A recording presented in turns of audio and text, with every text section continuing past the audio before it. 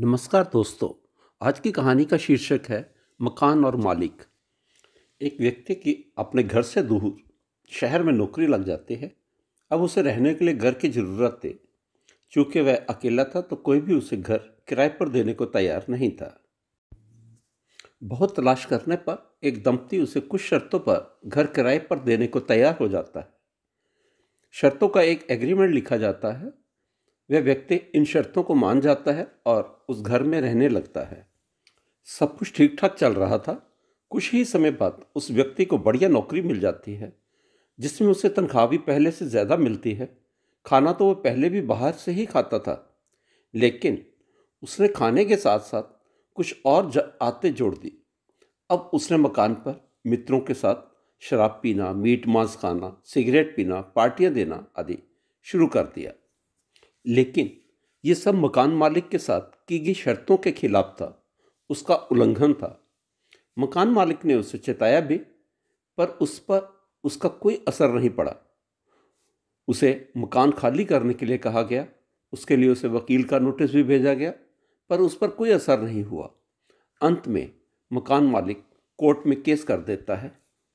दोस्तों, वह व्यक्ति किसी भी तारीख पर हाजिर नहीं हुआ। कोर्ट उसे मकान खाली करने का फैसला देती है और जबरन पुलिस द्वारा उससे मकान खाली करवाया जाता है।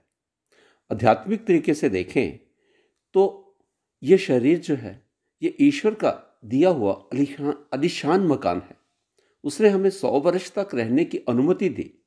अगर हम उसके बताए यम नियमों का पालन करें तो 100 वर्ष से भी ज़्यादा रह सकते हैं। ईश्वर ने यह मकान कुछ शर्तों पर हमें दिया था। इसमें रहने के लिए कुछ नियम थे। यदि हम इन शर्तों को तोड़कर उस युवक की तरह दुर्व्यसनों और अनैतिक कामों में पड़ इस मकान को गंदा करेंगे तो हमें मकान खाली करने के लिए नोटिस आने लगेंगे।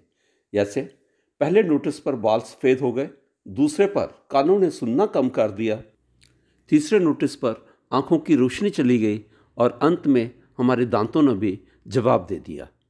लेकिन हम मूर्ख इंसान ने इन पर ध्यान ही नहीं दिया और हमने आंखों पर चश्मा, मुंह में दांत, कानों में हेयरिंग मशीन लगा ली और मकान मालिक के नियमों का उल्लंघन करते रहे। अंत में परिणाम क्या होता है? धीरे धीरे ये मकान कमज़ोर पड़ने लगा। कई किस्म के रोगों ने घेर लिया और मनुष्य 100 वर्ष से पहले ही मकान खाली करके चला जाता है, अर्थात इस शरीर को छोड़कर चला जाता है। दोस्तों, अंत में इतना ही कहना चाहूँगा कि ईश्वर के दिए इस शानदार महल में रहना चाहते हो तो कुकर्मों से, दुर्व्यसनों से बचो। इन्हें त्याग कर श्रेष्ठ मार्ग पर चलकर श्रेष्ठ कर्मों की पूंजी का संचय करो, नहीं तो अंत में पछतावा होगा। दोस्तों, आपका बहुत बहुत धन्यवाद। दोस्तों, अगर आपको ये छोटी सी कहानी पसंद आए तो आप मेरे चैनल को सब्सक्राइब करें और लाइक और शेयर करना भी ना भूलें। बहुत बहुत धन्यवाद।